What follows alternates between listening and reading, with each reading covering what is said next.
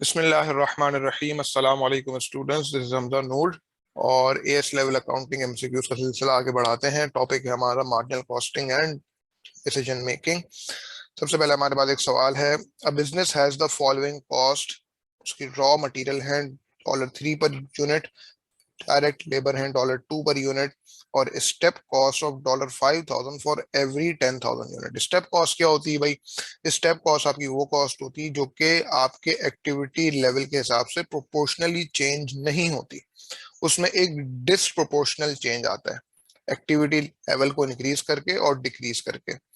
यानी कि कहने का मतलब ये है कि हर 10,000 यूनिट जब हम बनाते हैं तो हमारी स्टेप कॉस्ट लगती है $5,000 की।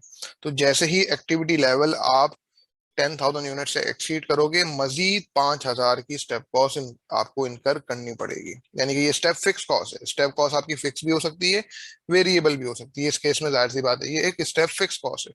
तो इसका जो बेसिकली ग्राफ बन रहा होता है वो कुछ ऐसा कि जब आप 10,000 यूनिट्स बना रहे होगे तो आपकी स्टेप कॉस्ट होगी $5,000, ये फिक्स्ड है।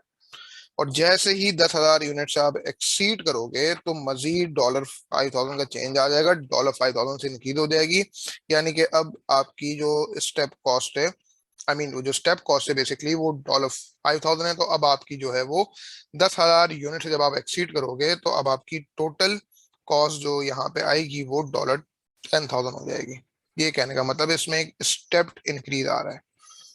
ठीक है ना? ये आपका एक प्रोपोर्शनल चेंज नहीं है, ये एक डिसप्रोपोर्शनल चेंज होता है आपके कॉस्ट के अंदर। तो इसके कॉन्सेप्ट्स आप लोगों ने डिटेल में कवर किए हुए होंगे। तो अब जब आप यहाँ पे 15,000 यूनिट्स बना रहे हो, 15,000 यूनिट्स बना रहे होगे तो टोटल स्टेप कॉस्ट जो आप इनकर कर रहे होगे वो $10,000 की इनकर कर रहे होगे।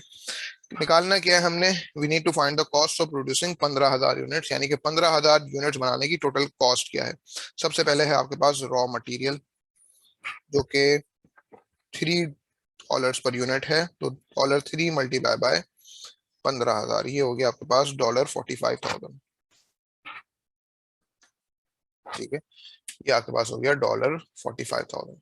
फिर उसके बाद आपके पास जो है वो है डायरेक्ट लेबर और उसकी पर यूनिट कॉस्ट जो है वो आपके पास है $2। तो $2 मल्टीप्लाई बाय 15,000, ये आपका हो गया 30,000। ठीक है, और फिर उसके बाद आपके पास है स्टेप कॉस्ट, और स्टेप कॉस्ट की हमने समझ लो एक अच्छी खासी वर्किंग ऑलरेडी कर ली है। और स्टेप कॉस्ट क्या हो जाएगी? $5,000 प्लस $5,000। सिंपल सी कहानी। यानी कि टोटल कॉस्ट आपकी क्या हो जाएगी? 30 प्लस 10 40 और 45, ये हो जाएगा 85। $85,000 जो है वो आपकी टोटल कॉस्ट हो जाएगी फॉर प्रोड्यूसिंग 15,000 यूनिट्स। और आंसर जो है इसका आपके पास सी हो गया। आगे बढ़ते हैं। फिर उसके बाद हमारे पास अगला सवाल कहता है कि which costing method is best suited to valuing inventory.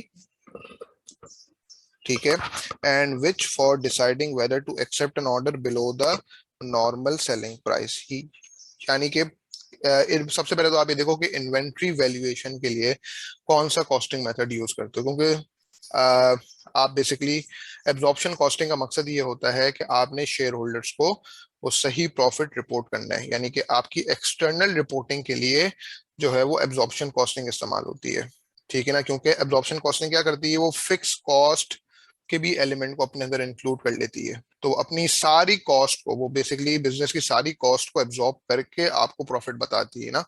तो एक्सटर्नल रिपोर्टिंग के लिए हम हमेशा जो है वो एब्जॉर्प्शन कॉस्टिंग यूज करते हैं। और इंटरनेशनल अकाउंटिंग स्टैंडर्ड 2 के तहत भी रिक्वायरमेंट ये है कि अपना जो है वो आप जो इन्वेंट्री है वो अपनी एब्जॉर्प्शन कॉस्टिंग पे शो करो। इंटरनेशनल अकाउंटिंग स्टैंडर्ड्स जो भी हैं, जितने भी हैं, वहाँ पे कोर्स में वो आप A2 में जाके पढ़ेंगे।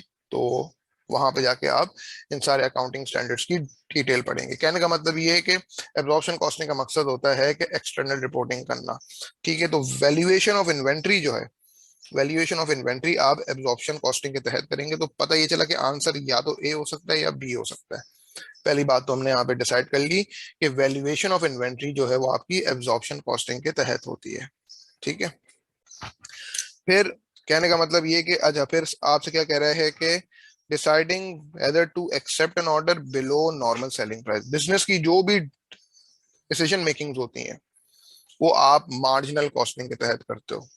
ठीक है, आपने किसी प्रोडक्ट को किसी प्रोडक्ट को बनाना है या खरीदना है बाहर से, या फिर आपने कोई ऐसा डिसीजन लेना है कि किसी ऑर्डर को एक्सेप्ट करना है below the normal selling price, तो ये सारी डिसीजन मेकिंग जो है वो आप मार्जिनल कॉस्टिंग के तहत करते हो। और मार्जिनल कॉस्टिंग का एक पर्पस ये होता है कि बिजनेस की अपनी इंटरनल पर्पस के लिए, बिजनेस की जो अपनी इंटरनल डिसीजन मेकिंग है उसके लिए हम क्या करते हैं, मार्जिनल कॉस्टिंग इस्तेमाल करते हैं।